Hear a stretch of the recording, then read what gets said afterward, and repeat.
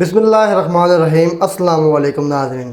आज का जो हमारा सवाल है, एक हिंदू लड़के ने अपने जो अनिरुद्ध आचार्य हैं उनसे सवाल किया कि भगवान के सब कुछ भगवान के हाथ में है, तो फिर हम जो गलत काम करते हैं तो भगवान उससे रोकता क्यों नहीं है। अगर भगवान ये सब कुछ करता है कि हम जो गलत काम करते हैं इसके पीछे भगवान होते हैं, तो इसकी सज़ा हमें आखिरत में क्यों मिलेगी। इसकी सज़ा भगवान को मिलनी चाहिए। तो भगवान हमसे ये काम क्यों करवाता है? अगर भगवान के हाथ में सारा कुछ है तो भगवान हमसे क्यों करवाता है ये सब कुछ जो गलत काम करते हैं। तो यही सवाल जो है डॉक्टर जाकिर नाइक है उससे भी एक बंदे ने सवाल किया। बहुत इंटरेस्टिंग सवाल है। इसी का सवाल दोनों का जो अनिरुद्ध आचार्य है और डॉक्टर जाकिर नाइक है। पहले हम सुनेंगे डॉक्टर जाकिर नाइक से इसके सवाल का जवाब, और इसके बाद में हम सुनेंगे पहले अनिरुद्ध आचार्य से सुनेंगे इसके सवाल का जवाब, और उसके बाद में हम डॉक्टर जाकिर नाइक से। तो बहुत इंटरेस्टिंग वीडियो है, इसकी वीडियो को मिस नहीं करना। स्टार्ट करने लगी है वीडियो को सुनते हैं और जवाब सुनते हैं इनका। तो ये चुकी है हमारी वीडियो स्टार्ट है। महाराज जी, क्या किसी को अपने वश में करके या किसी को मजबूरन किसी भी तरह से किसी को मजबूर करके उससे हमारी इच्छा अनुसार कोई गलत काम करवाया जाए और फिर हम उसको उस गलत काम की सज़ा अगर देते हैं तो वह पाप है या सही है? भाई, किसी को मजबूर करके आप गलत काम कराएंगे तो पहला तो यही पाप है। यही बात मैं पूछना चाह रहा हूँ कि हमारे श्रीमद् भगवद गीता में भगवान श्री कृष्ण जी ने कहा है कि मेरी इच्छा के बिना एक पत्ता भी नहीं हिलता। ठीक है। उनकी मर्जी के बिना हम सांस तक नहीं ले सकते। हाँ। जब उनकी मर्जी के बिना हम सांस तक नहीं ले सकते, हाँ, तो किसी भी प्राणी की इतनी हिम्मत कहाँ से हो जाती है कि वो कोई भी पाप कर्म कोई भी दुष्कर्म कर सके। और जब हम कोई भी दुष्कर्म उस परम पिता परमात्मा की इच्छा से करते हैं, उसने हमारे कर्म में या हमारे भाग्य में जब लिख दिया है कि आज मैं आपके साक्षात दर्शन करूं, आपको प्रणाम करूं, मैं उन्हीं की मर्जी से हूँ, और जब मैं उन्हीं की मर्जी से आया हुआ हूँ और कोई भी गलत काम उनकी मर्जी से ही करता हूँ, तो उस दंड का भागी मैं क्यों बनूं? ये सवाल कई बार मेरे जहन में बड़ा गहरा सवाल है। आपका प्रश्न जायज है। गीता में लिखा है कि मेरी मर्जी के बिना पत्ता नहीं हिलता। ये केवल गीता में नहीं, रामचरितमानस में भी लिखा है, वेदों में भी लिखा है। सब जगह ईश्वर की मर्जी के बिना पत्ता नहीं हिलता, सच्ची है। फिर सवाल खड़ा हुआ कि सब भगवान की मर्जी से होता है, तो चोर चोरी करता है उसमें भी तो ईश्वर की ही मर्जी होगी। आपसे कुछ सवाल मेरे हैं, आप उत्तर देते चलिएगा, ठीक है? फिर समझ पाएंगे आप और आपके द्वारा सब। आपकी एक गाड़ी है, 4 चक्के की 4 व्हीलर गाड़ी है। गाड़ी के मालिक आप हैं। आपने ड्राइवर लगा रखा है। ड्राइवर से आपने कहा गाड़ी रेलवे स्टेशन जाओ लेके, तो ड्राइवर कहाँ जाएगा? रेलवे स्टेशन जाएगा, क्योंकि गाड़ी आपके हिसाब से चलती है। गाड़ी के मालिक आप हैं। गाड़ी किसकी मर्जी से चल रही है? मेरी मर्जी से। आपकी। आपने कहा रेलवे स्टेशन जाएगी तो रेलवे स्टेशन। आपने कहा एयरपोर्ट जाएगी गाड़ी, एयरपोर्ट। आपने कहा फलानी जगह जाएगी, वहीं जाएगी, क्योंकि गाड़ी किसकी मर्जी से चल रही है? हमारी मर्जी। आपकी मर्जी से चल रही है। परंतु गाड़ी रेलवे स्टेशन जा रही थी, तभी अचानक एक बहुत बड़ी खाई थी और ड्राइवर ने ध्यान नहीं दिया और गाड़ी खाई में गिर गई। तो बताइए, क्या गाड़ी खाई में गिर गई तो उसके जिम्मेदार आप हैं? क्योंकि गाड़ी तो आपकी मर्जी से चलती थी, तो खाई में गिरी है तो आपकी मर्जी से गिरी होगी। इसका जिम्मेदार ना तो मैं खुद को समझूंगा और ना उस ड्राइवर को समझूंगा महाराज। ना, क्योंकि नहीं, ना तो मैं ये चाहूंगा कि मेरी गाड़ी उस खाई में जा गिरे। सुनिए, और ना वो ड्राइवर चाहेगा जी। सुनिए, ड्राइवर के पास एक्सीलेटर ब्रेक दोनों होता है। बिल्कुल होता है। ठीक है। जो कंट्रोलिंग करना जानता है एक्चुअली में ड्राइवर वही है। जिसके हाथ में कंट्रोलिंग नहीं है वो ड्राइवर ही नहीं है। ठीक है। इसलिए गाड़ी गड्ढे पर गिरी, खाई पर गिरी, तो जिम्मेदार आप नहीं है, भले आप उसके मालिक हैं। गाड़ी आपकी मर्जी से चलती थी, ठीक है, पर गड्ढे में गिरी तो आपकी मर्जी नहीं थी, आपकी मर्जी नहीं थी, ड्राइवर की भी मर्जी नहीं थी, पर ड्राइवर की गलती है। मर्जी तो नहीं है ड्राइवर की, परंतु गलती है। मेरा क्वेश्चन है, जो नया मस्जिद बन रहा है और कब्रिस्तान है और ईदगाह है, उसमें मेरा मन हुआ है कि हम इसमें जमीन या पैसा रुपया दें, मेरा मन चाहता है। लेकिन उन लोग बोलते हैं कि हम लोग गैर मुसलमान से कोई चीज नहीं लेते हैं। क्यों? इस्लाम में लिखा हुआ है आदमी आदमी को प्यार करो। भाई का सवाल है कि वो चाहते हैं कि मस्जिद बनाने के लिए अपनी ज़मीन दे ईदगाह के लिए, और मुसलमान कहते हैं कि हम गैर मुसलमान की मदद नहीं लेते। क्यों? क्या इंसान भाई नहीं है? भाई साहब, गैर मुसलमान की मदद लेना इस्लाम में हराम नहीं है, लेकिन कुछ शरायतें कुछ चीज़ों के लिए। मिसाल के तौर पे मस्जिद बनाने के लिए कुछ शर्त है। मस्जिद बनाने के लिए एक मुसलमान अपनी ज़कात का पैसा भी नहीं दे सकता है। ज़कात एक मुसलमान के लिए फर्ज है कि वो 2.5% अपनी बचत का, हर कमरी साल वो 2.5% अपनी बचत का जो निसाब के ऊपर है, 85 ग्राम सोने के ऊपर है, उसे ज़कात देना चाहिए। और ज़कात की कई शराइत है कि फुकारा को देना चाहिए, गरीब को देना चाहिए, मसाकिन को, मोल्ला और फुतुल कुलूब, गारिमून जो कर्जदार है, वगैरह वगैरह, इब्ने सबील। लेकिन इसके अंदर ये मुसलमान अपनी ज़कात का पैसा मस्जिद के लिए नहीं दे सकता है, क्योंकि मस्जिद एक मुसलमान का फर्ज है कि वो अपने पैसे से बनाए, और ज़कात का पैसा भी इसमें इस्तेमाल नहीं हो सकता है, अपने बाकी पैसे से बनाए। ज़कात का पैसा की कैटेगरी लिखी गई है सूरह तौबा में, सूरा नंबर 9 आयत नंबर 60 में, कि ये 8 कैटेगरी को आप ज़कात का पैसा दे सकते हैं, मस्जिद बनाने के लिए नहीं, क्योंकि मस्जिद एक फर्ज है, मुसलमान खुद अपने पैसे से, ना के ज़कात से, अपने बाकी पैसे से जो सदका हो या बाकी पैसे से, ना के जो गरीबों के लिए जो पैसा महफूज है, जो 8 कैटेगरी है उसके लिए महफूज है, वो पैसे में से आप मस्जिद बनाने के लिए दे सकते हैं। ये एक शर्त है। उसी तरीके से शर्त है कुरान मजीद की कि मस्जिद की देखभाल सिर्फ वो लोग करना चाहिए जो इस पे ईमान लाते हैं, जो इस बात में मानते हैं, जो ईमान लाते हैं और जो मानते और अपने अच्छे अपने पैसे से। तो अगर कोई गैर मुसलमान अगर इस पे ईमान नहीं लाता है तो मस्जिद के लिए इस्तेमाल नहीं किया जा सकता है।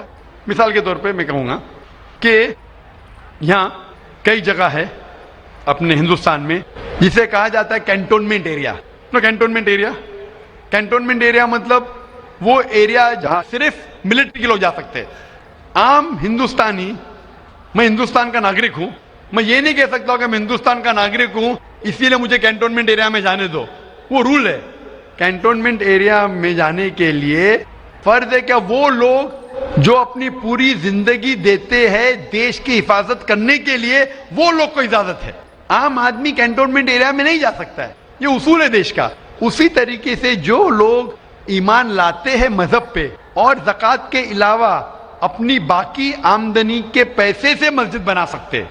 तो इसीलिए क्योंकि आप ईमान नहीं लेके आए तो मस्जिद बनाने के लिए आपके पैसे का इस्तेमाल नहीं हो सकता है। लेकिन बाकी खैरात क्या अलग बात है। अगर आप किसी को पैसा देते हैं, किसी को तालीम के लिए मुसलमान को, तो हराम नहीं कि मुसलमान गैर मुसलमान का पैसा नहीं ले सकता है। सिर्फ मस्जिद के लिए शर्त है। तो कुछ चीजों के लिए शराइत है, बाकी चीजों के लिए नहीं। मिसाल के तौर पर आप कहना चाहते हैं कि मैं मेरे पैसों से कोई मुसलमान को पालना चाहता हूं, तो कोई मुसलमान आपके पैसे से तालीम हासिल करना उसके लिए हराम नहीं है, सिर्फ मस्जिद के लिए।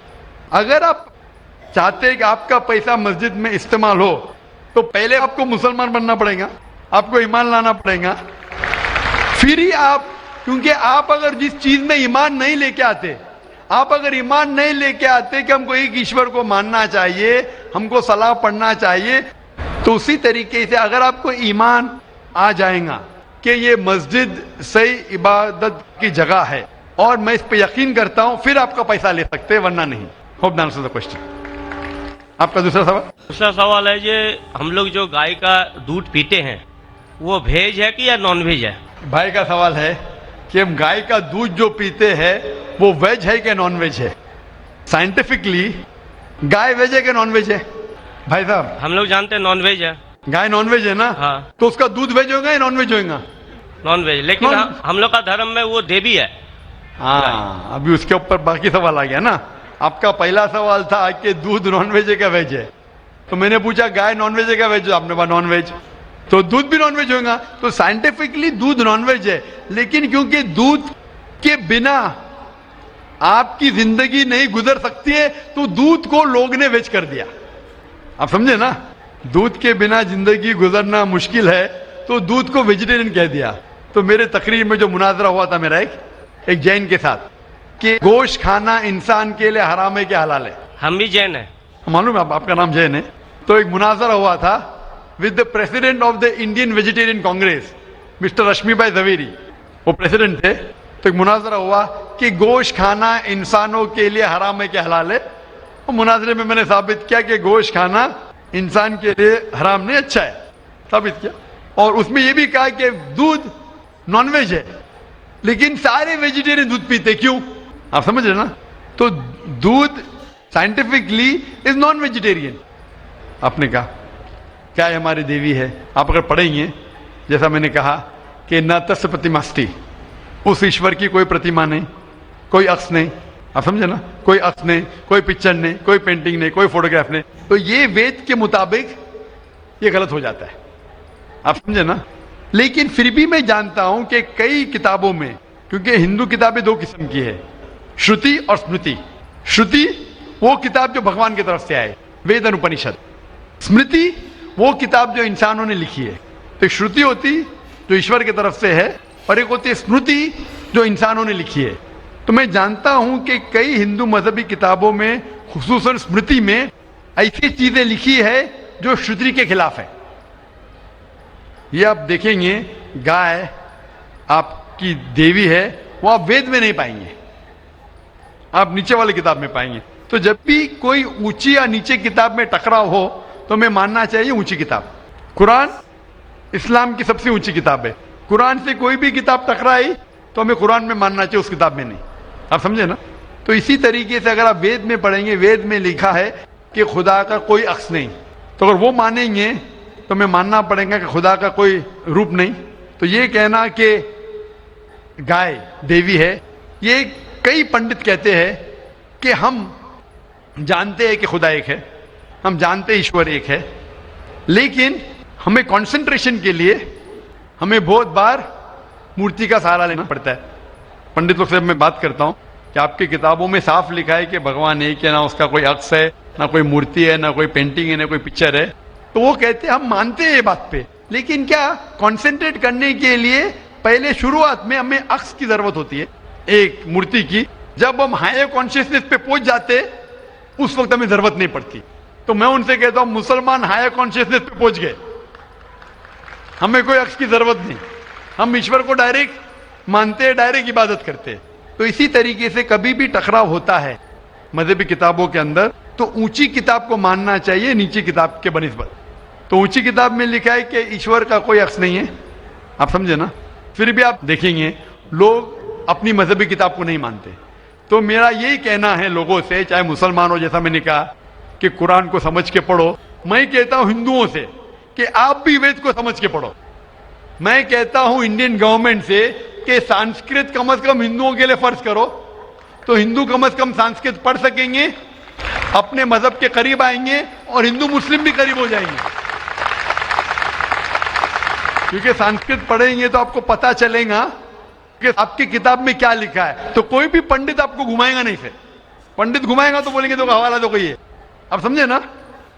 बहुत से हिंदू मेरे जो सुनते मुझे अपने पंडित से पूछते कहे मुसलमान है जो ऐसा करता है, बोलते अरे अरे वो मुसलमान को सुनो मत। अरे क्यों नहीं सुनो भाई, मैं अगर हवाला गलत दे रहा हूं तो आप आके पूछ सकते मुझे कि आपने जो हवाला दिया वेद का गलत है।